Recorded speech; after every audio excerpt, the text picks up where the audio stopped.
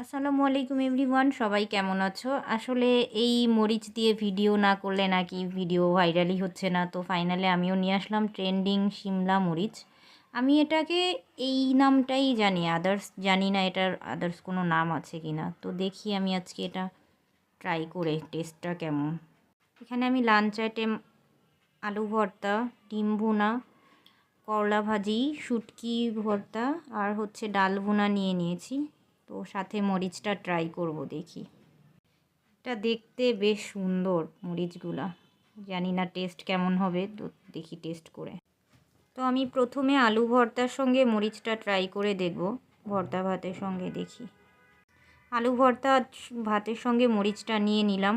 তো এখন শুরু করি। বিসমিল্লাহ।